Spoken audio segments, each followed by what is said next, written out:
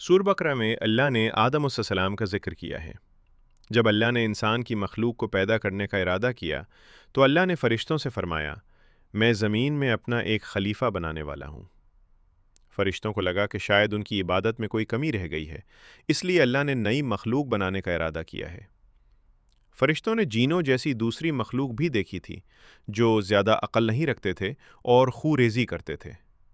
فرشتوں نے اللہ سے کہا، اے اللہ، ہم تیری تسبیح، حمد اور پاکی بیان کرتے ہیں۔ کیا تو ایسی مخلوق پیدا کرے گا جو زمین میں فساد کرے گی اور خون خرابہ کرے گی؟ اس کے جواب میں اللہ نے فرمایا، جو میں جانتا ہوں وہ تم نہیں جانتے۔ فرشتوں نے آپس میں کہا کہ اللہ تعالیٰ جو بھی مخلوق پیدا کرے وہ ہم سے زیادہ علم نہیں رکھ سکتی۔ پھر اللہ نے آدم علیہ السلام کو علم سے نوازا اور انہیں کچھ چیزوں کے نام سکھا دیے۔ پھر اللہ نے آدم علیہ السلام کو فرشتوں کے سامنے پیش کیا اور فرشتوں سے فرمایا کہ تم بتاؤ ان چیزوں کے نام اگر تم سچے ہو۔ فرشتوں نے کہا کہ ہم اتنا ہی علم جانتے ہیں جتنا تو نے ہمیں سکھایا ہے، اس کے سوا ہمیں کچھ نہیں معلوم۔ پھر اللہ تعالیٰ نے فرمایا، اے آدم، تم بتا دو ان کو چیزوں کے نام۔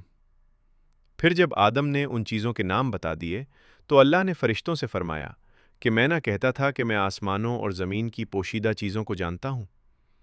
پھر اللہ نے فرشتوں سے فرمایا کہ تم آدم کو سجدہ کرو، تو وہ سب سجدے میں گر پڑے مگر شیطان نے سجدہ نہیں کیا۔ اللہ نے فرمایا کہ اے ابلیس، تجھے کیا ہوا کہ تو سجدہ کرنے والوں کے ساتھ شریک نہ ہوا؟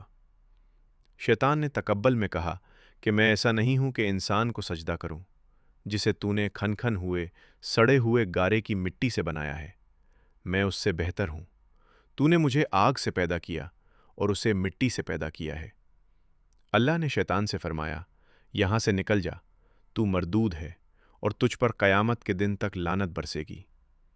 شیطان نے کہا، مجھے قیامت تک مہلت دے۔ اللہ نے فرمایا کہ تجھ کو مہلت ہے۔ شیطان نے اللہ سے کہا کہ تو نے مجھے گمراہ کیا ہے، میں قسم کھاتا ہوں کہ میں انسان کی سیدھی راہ پر بیٹھوں گا، پھر میں ان پر حملہ کروں گا، ان کے آگے سے بھی، پیچھے سے بھی، دائیں سے بھی اور بائیں سے بھی، اور ان میں سے اکثر کو تو شکر گزار نہیں پائے گا۔ اللہ نے فرمایا، تو یہاں سے نکل جا، ذلیل خوار، جو ان میں سے تیرا کہنا مانے گا تو میں ضرور تم سب سے جہنم کو بھر دوں گا، بے شک میرے خاص بندوں پر تیرا ذرا کا نہیں چلے گا۔ جنت کی ساری نعمتوں کے باوجود آدم علیہ السلام جنت میں اکیلا محسوس کرتے تھے۔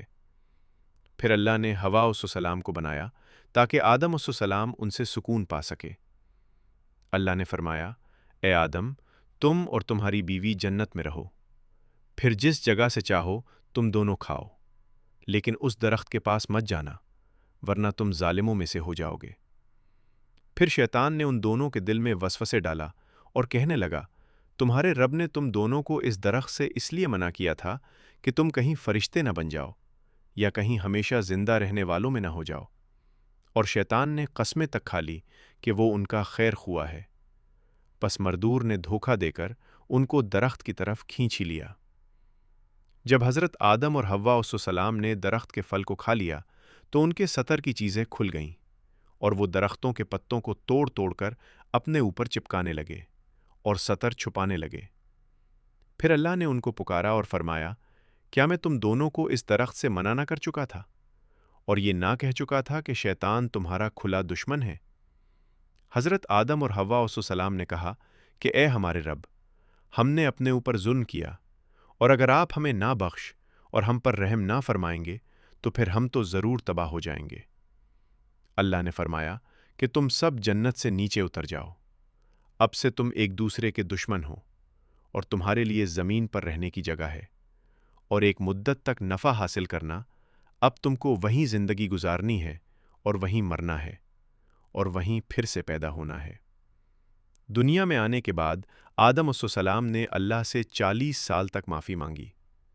پھر اللہ نے آدم علیہ السلام پر رحم کھا کے انہیں معاف کر دیا اور فرمایا کہ تم اور تمہاری اولاد دنیا میں رہو، اور یہ بات یاد رکھو کہ جب میری طرف سے کوئی نبی ہدایت لے کر تمہارے پاس آئے تو تم اس کا کہنا ماننا، اور جو لوگ میرے نبیوں کی بات کو نہیں مانیں گے اور ہماری آیتوں کو جھٹلا جائیں گے وہ دوزخ میں جائیں گے، اور ہمیشہ اسی میں رہیں گے۔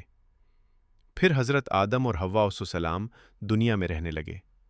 انہی سے انسانوں کی نسل شروع ہوئی۔